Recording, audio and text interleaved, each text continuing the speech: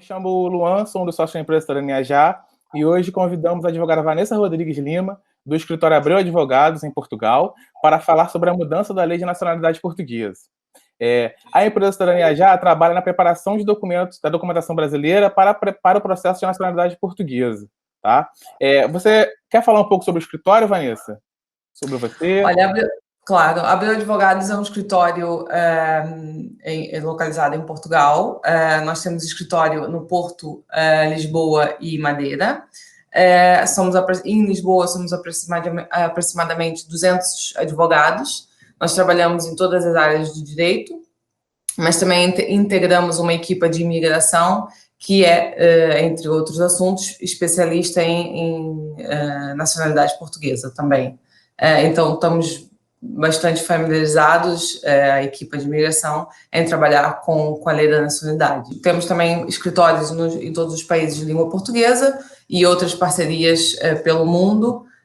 Então, assessoramos clientes de várias nacionalidades nessa obtenção da nacionalidade portuguesa.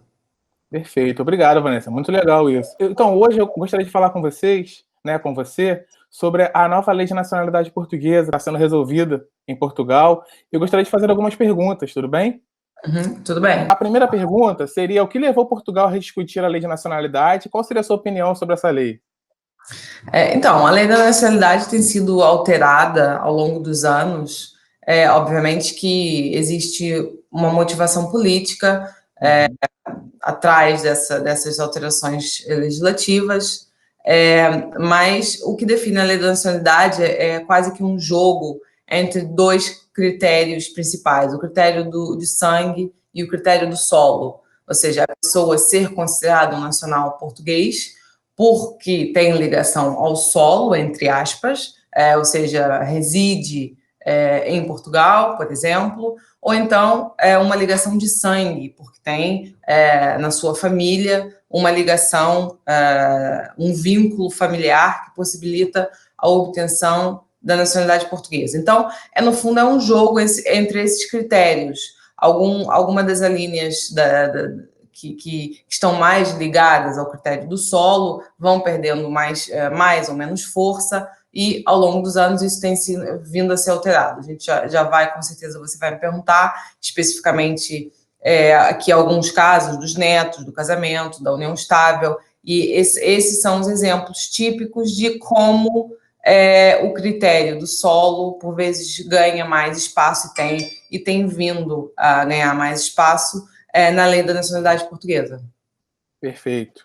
A segunda pergunta seria se você acredita que essa mudança na lei possa impactar no tempo de conclusão dos processos. Acho que os processos em curso não vão ser afetados com essa alteração. Não acredito que isso aconteça. Obviamente que, uma vez que algumas alíneas e relativamente à comunidade brasileira foram aqui mais flexibilizadas, eu acredito que vão passar a existir uma submissão de um grande número de processos num espaço curto de tempo, a partir do momento que seja possível submeter após a publicação da lei. E isso, sim, talvez motivará mais algum atraso na análise e conclusão dos novos processos. Agora, quanto aos processos já submetidos, não creio que serão prejudicados. Legal, obrigado. O que muda para os netos de português? Eu acredito que essa pergunta é uma das perguntas que as pessoas estão buscando. Eu acredito que você vai conseguir explicar para a gente como vai ser possível os netos conseguirem a nacionalidade portuguesa. Então, a linha relativamente à atribuição da nacionalidade portuguesa para netos foi realmente alterada. Foi retirada a expressão dos indivíduos nascidos no estrangeiro, portanto, passa a aplicar-se também aos cidadãos nascidos no estrangeiro, mas também aos nascidos em Portugal, se bem que serão muito poucas as situações em que isso acontece. O ascendente de nacionalidade portuguesa passa a ter que ser considerado um cidadão originário, mas também não vejo problemas quanto a isso, porque a maior parte dos casos em que nós temos um avô ou uma avó portuguesa foram aqueles que foram emigrar para o Brasil e que nasceram efetivamente em Portugal. Então, são considerados cidadãos originários. Eu não vejo problemas relativamente a essas duas alterações na própria linha D do número 1 da Lei da Nacionalidade. Agora, existe aqui sim uma grande alteração, uma importante alteração, porque vocês saberão que quando saiu essa nova... Quando a obtenção da nacionalidade portuguesa para netos deixou de ser considerada uma aquisição, que era o antigo artigo 6º, número 4, para ser considerada uma atribuição, ou seja, ela dá uma nacionalidade originária ao requerente, as pessoas pensaram que realmente ia ser ótimo, porque sendo uma atribuição é possível transmitir a trato sucessivo, e então vem a lei anterior dizer que tem que existir uma efetiva ligação a Portugal. E vem, inclusive, estabelecer alguns casos em que, acontecendo aquela situação, presume-se que exista a ligação a Portugal. E são situações muito difíceis de você comprovar, e até porque cai muito na subjetividade, na análise da própria pessoa que está com o processo analisando. E o que essa alteração agora vem dizer é que, para a prova da ligação à comunidade nacional, relativamente à linha dos netos, essa ligação a Portugal vai se verificar pelo conhecimento suficiente da língua portuguesa, entre outros, que na existência de risco criminal, etc., mas que são assim, requisitos mais standard. Mas realmente vem aqui clarificar, ou seja, antes dessa alteração exigia-se a ligação efetiva à comunidade nacional, elencava-se algumas situações que, acontecendo, prova-se a existência dessa ligação, mas vem-se agora dizer que, caso exista conhecimento suficiente da língua portuguesa, e é a própria Lei da Nacionalidade e o regulamento que vem definir o que é esse conhecimento, presume-se, não verifica-se, nem presume, passa-se a verificar a ligação efetiva à comunidade nacional. E como os cidadãos oriundos de um país de língua portuguesa considera-se que o conhecimento da língua é automático, não é? Porque não há necessidade mais de prova desse requisito, podemos dizer que é quase que automático, no caso da comunidade brasileira. Portanto, prova-se que é um cidadão brasileiro, provando-se que é um cidadão brasileiro, prova-se o conhecimento suficiente da língua, provando-se o conhecimento suficiente da língua, verifica-se a ligação efetiva à comunidade nacional para os casos dos netos e dá-se como provado esse requisito. Agora, isso é o que está na Lei da Nacionalidade. Como vocês sabem, paralelamente à Lei da Nacionalidade, existe um regulamento da Lei da Nacionalidade, e que pode vir aqui dar alguma instrução, alguma especificação relativamente a essa prova. E eu não sei se isso irá, porventura, acontecer. Agora, da forma que está escrito, nós podemos interpretar que, provando o conhecimento suficiente da língua portuguesa, entre os outros requisitos que eu falei, verifica-se a efetiva ligação a Portugal, e, portanto, deixa de haver esse grande entrave que existia com a lei, com o artigo anterior. Portanto, eu acho que é muito benéfico. Perfeito. O que muda para os cônjuges de português, né, com essa nova lei? Ok, então existem aqui, relativamente à nacionalidade através do casamento, existem aqui algumas alterações interessantes.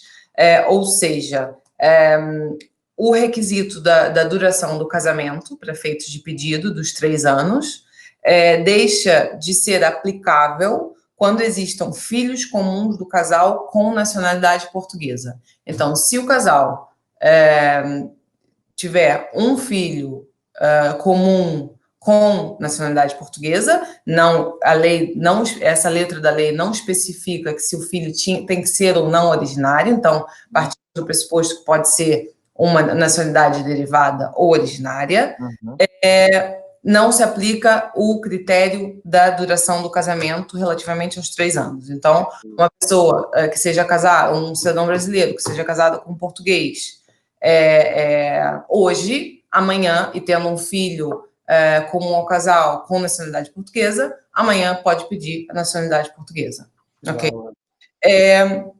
Outra coisa muito importante também é que, como vocês saberão, no âmbito do pedido de nacionalidade através do casamento, existe a necessidade de comprovar a efetiva ligação à comunidade nacional.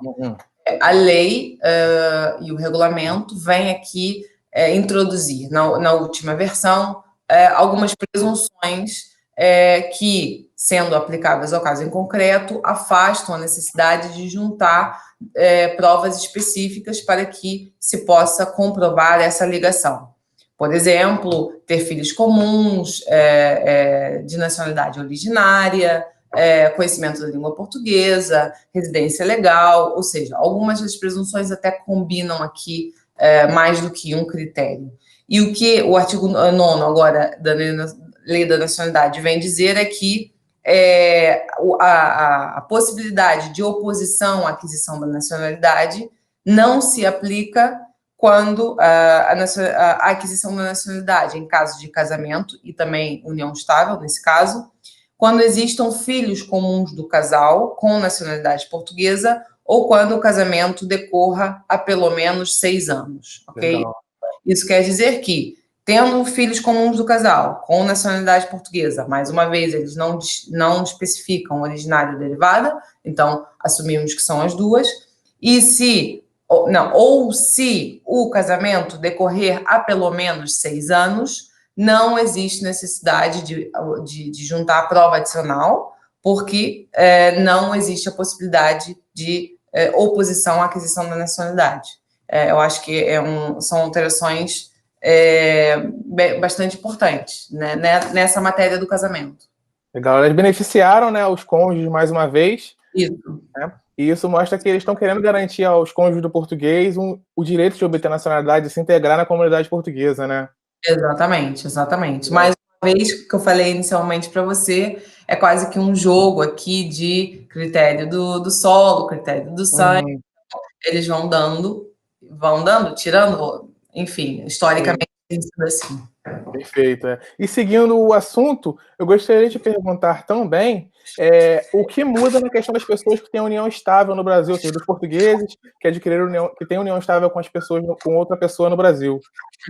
Bom, como vocês sabem, a união estável para efeitos de nacionalidade tem que ser reconhecida judicialmente em Portugal para que possa ser utilizada para efeitos de obtenção da nacionalidade. Uma questão muito importante agora é dizer que essa ação judicial de reconhecimento da união de fato, aqui é a união de fato, aí é a união estável, vai ser dispensada caso, na data da declaração, o requerente viva em união de fato com o nacional português e tenha filhos comuns de nacionalidade portuguesa, ou seja, existindo uma união estável na data do pedido e existindo filhos em comum, não existe a necessidade de intentar uma ação judicial de reconhecimento de união de fato, ok? Eu acho que é uma alteração bastante importante. E, como eu disse na pergunta anterior, também se aplica essa questão da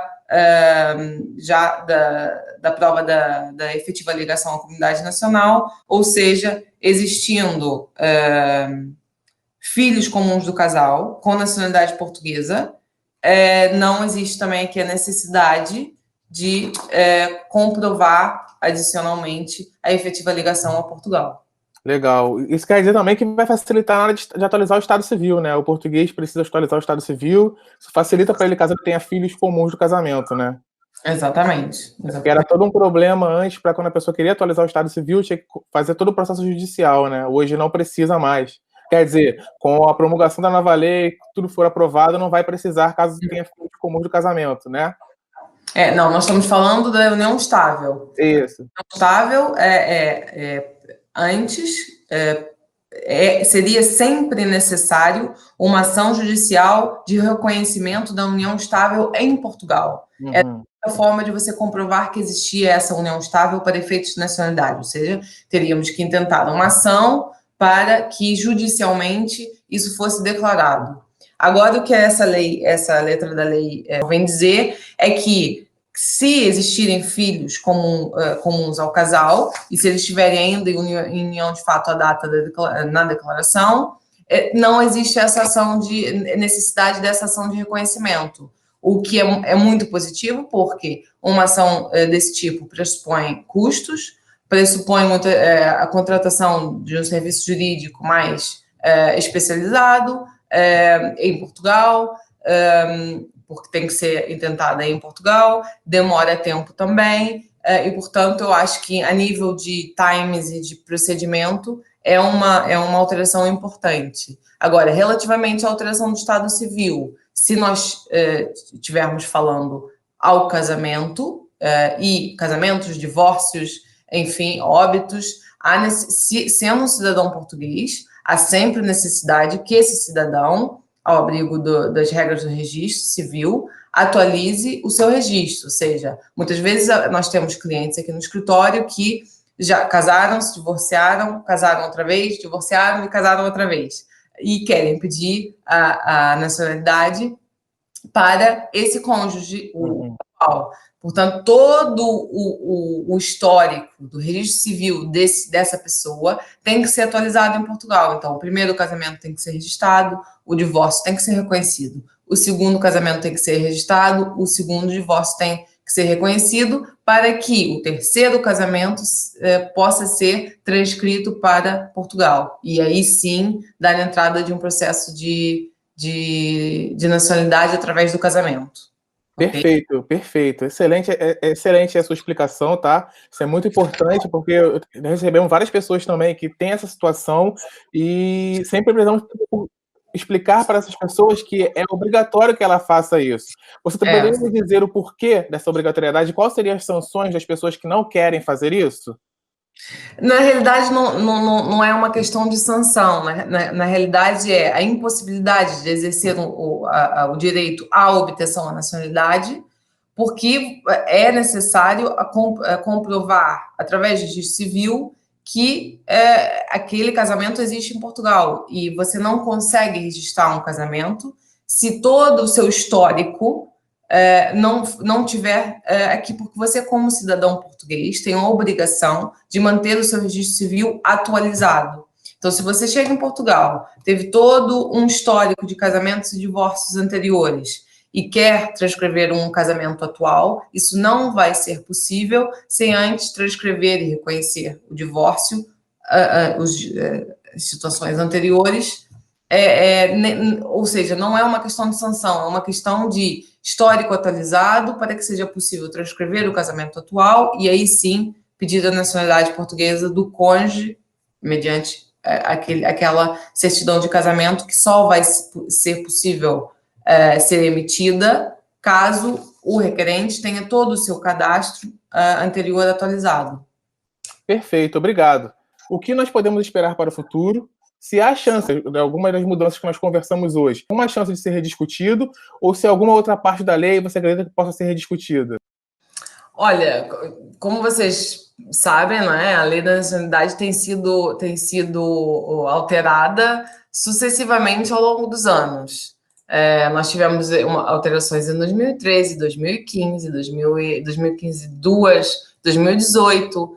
Então, eu acho que a chance dela ser rediscutida é muito grande. Agora, não consigo dizer num espaço de 1, ou 2, ou 3, ou 4, ou 5 anos, mas que com certeza será rediscutida, eu acredito que sim. Até porque eu acho que, dependendo também da evolução da própria relação da comunidade portuguesa com outras comunidades, não só o Brasil, mas nós também temos o caso também dos judeus sefarditas. Então, eu acho que toda a evolução, né, dessa relação entre as comunidades e Portugal vai também levando a uma discussão da própria lei, dos seus requisitos.